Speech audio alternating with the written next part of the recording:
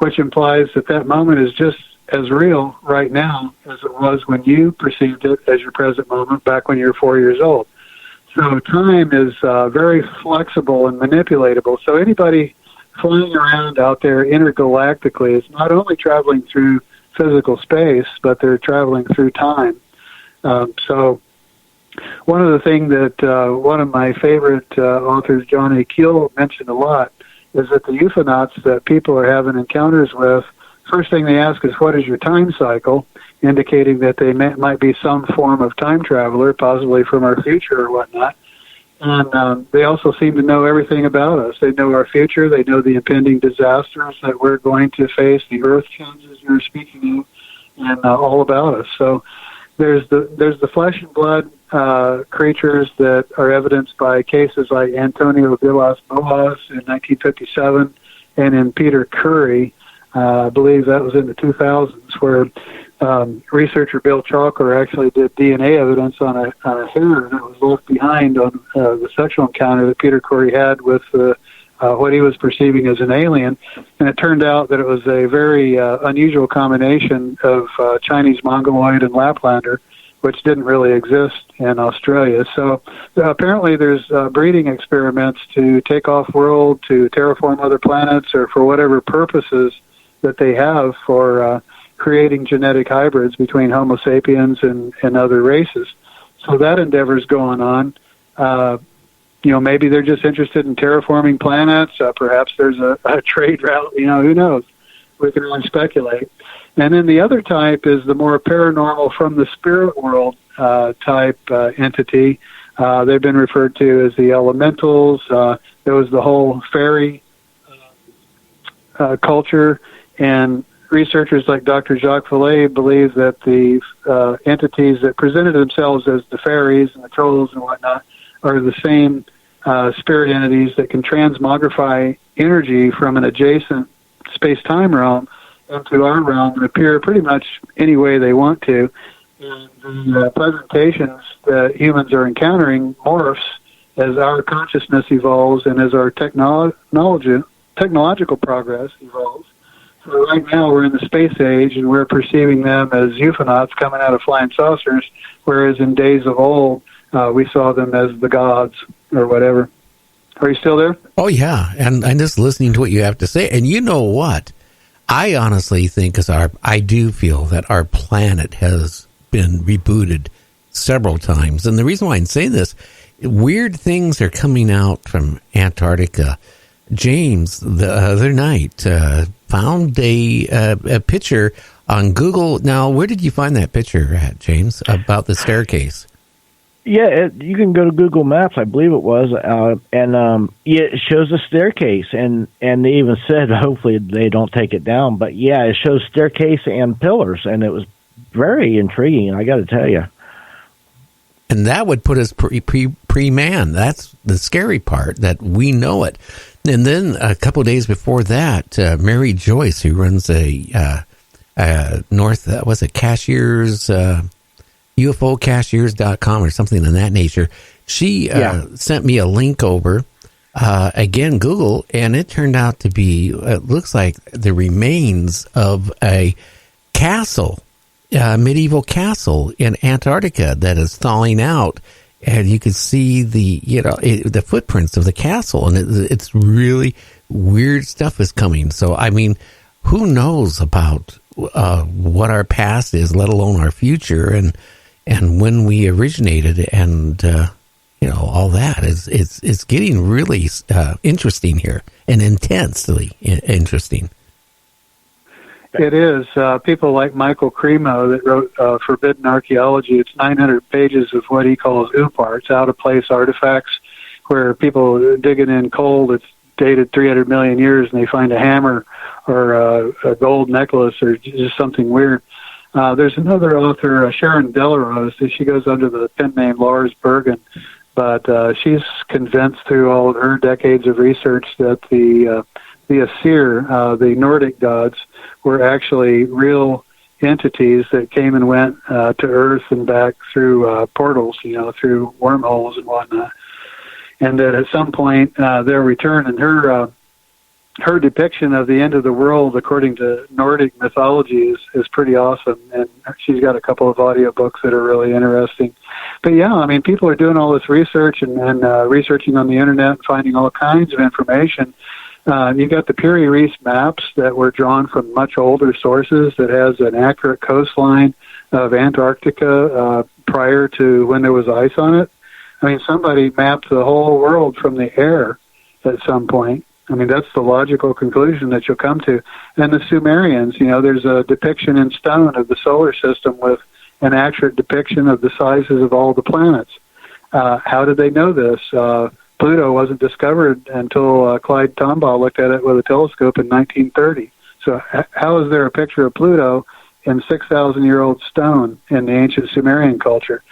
So somehow this knowledge existed thousands and thousands of years ago, and it's been imparted to the primitives.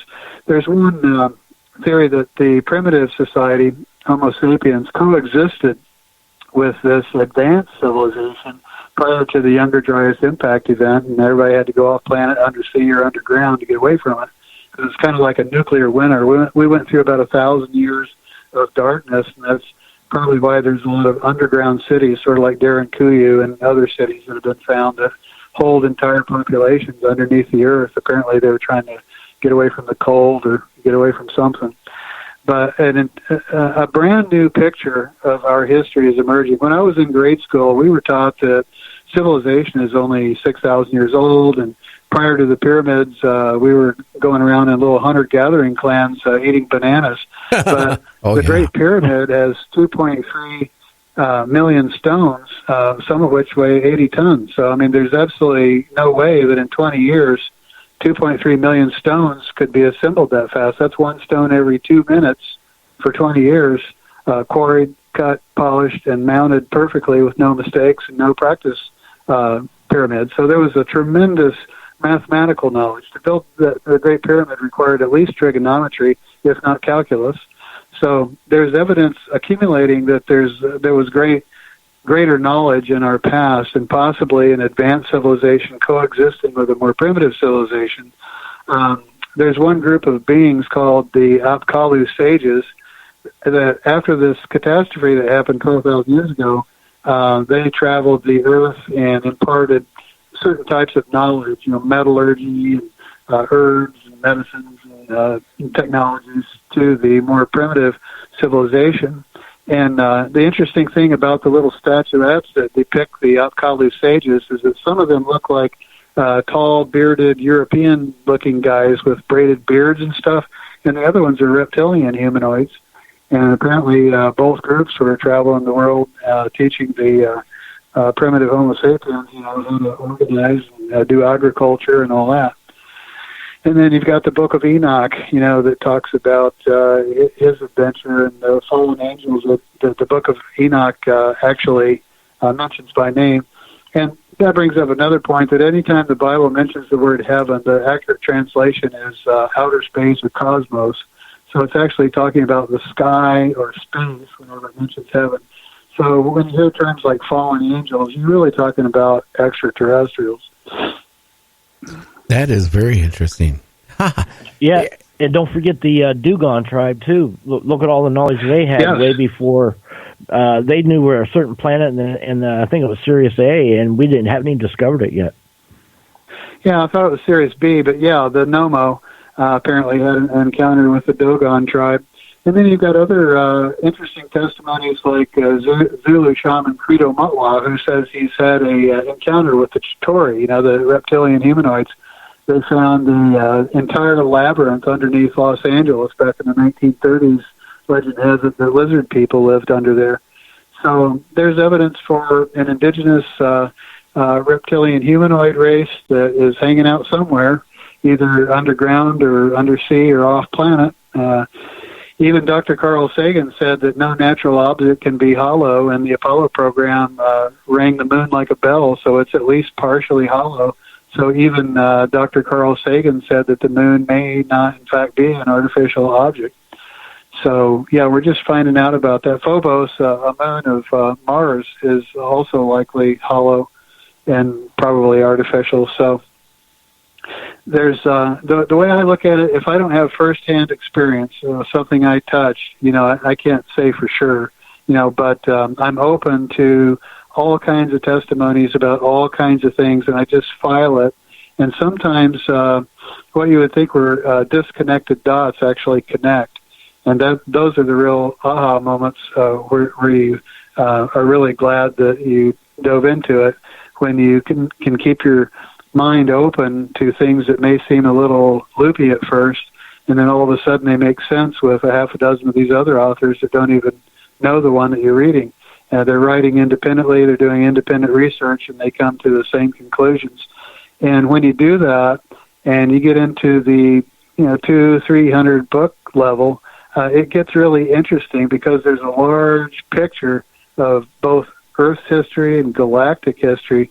You get into Tom Van Flanders' exploded planet hypothesis, where about 3 million years ago, according to his estimation, there was an extra planet between Mars and Jupiter that exploded. And there's evidence all throughout the solar system. There's a moon of Saturn that's black on one side and white on the other, indicating that debris was just massively thrown out.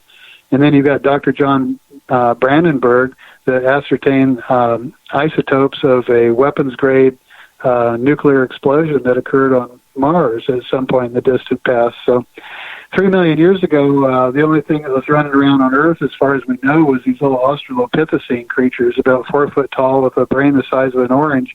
And at 2 million years ago, suddenly overnight, they grow 3 feet and their brain doubles. So this has led people who used to teach biological evolution at universities, like Dr. Arthur David Horn, who taught at Colorado University for 14 years. He had to quit because he could no longer teach the standard story of evolution, because he thinks we've had genetic intervention by extraterrestrial races at a couple of different points in time. One would be that 2 million part where Australopithecine transformed into Homo erectus, and then there's 300,000 or 400,000 years ago is a good candidate for a genetic intervention by an ET race from Homo erectus to Homo sapiens. All of a sudden there's no more Homo erectus and Homo sapiens is running around. And the interesting thing about Homo erectus that walked this earth for almost 2 million years, about 1.8 million years, is the entire time that they were walking around in little clans, they only had one piece of technology. It was a bifaced chipped stone axe. Some people think they threw that into crowds of gazelles. Other people think they're vegetarians and they used it for chipping wood or building shelters. But that tells me that the Homo erectus clans cooperated with one another, that they didn't have the warmongering and the conflict that Homo sapiens does. So then you enter in researchers like William Bromley that wrote The Gods of Eden, and he started out trying to ascertain the underlying causes of war and concluded that there's 2 different extraterrestrial races interacting with humanity. One of them is manipulating us and using us for their own purposes, Hey, what Russell? he calls the custodial race. The other one is what he refers to as the maverick race, that has our spiritual evolution in mind. Hey, Russell, we got to go on break for the radio stations. If you want to stay on about after the break for about another 15 minutes, I can accommodate you if you want. Yeah, that's fine. I'd love to. Okay, we'll be back in about 2.5 minutes. You're listening to Night Dream Stock Radio After Dark with me, Gary, and James Kirschbaum and Russell. And we'll be talking more about what he's talking about right after the break.